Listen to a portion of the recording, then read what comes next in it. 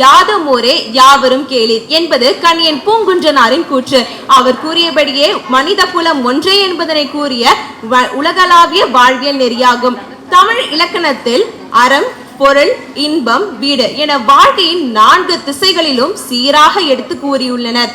திருக்குறள் கூறுகிறது, அறத்தான் வருவதே இன்பம் என்று.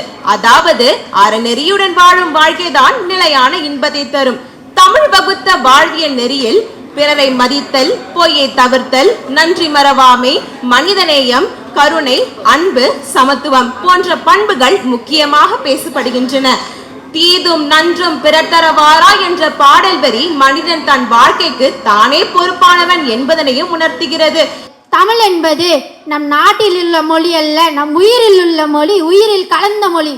தமிழில் அவர் எழுதி வைத்து போனதுதான் இக்காலங்களில் பிற மொழிகளின் மொழிபெயர்க்கப்பட்டு பயன்பட்டு வருகிறது. இதில் வாழ்வு மட்டுமல்ல, ஒரு மனிதனின் வாழ்க்கையும் அடங்கியுள்ளது. அவன் தனிமையில் உட்கார்ந்து எழுதினான் என்று கூறினால் இல்லை, அவன் இயற்கையோடு இணைந்து எழுதினான். அதனால்தான் ஒரு மனிதனின் வாழ்க்கை அவன் கண்ணிற்கு தெரிந்தது. அவன் மனிதனை வைத்து மட்டும் எழுதவில்லை, ஒவ்வொரு உயிரினத்தையும் வைத்து எழுதினான். காரணம், ஒவ்வொரு உயிரும் வாழ்கிறது, அந்த வாழ்க்கையே அது கூறுகிறது.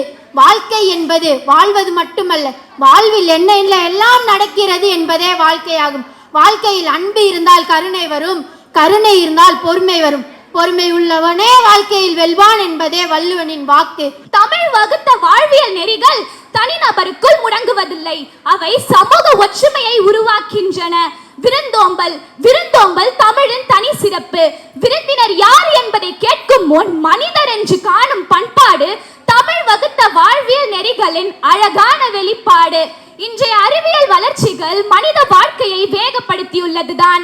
ஆனால் வேகத்தின் நடுவில் மனிதத்தை இழக்கக்கூடாது என்பதை தமிழ் வகுத்த வாழ்வியல் நெறிகள் எச்சரிக்கின்றன.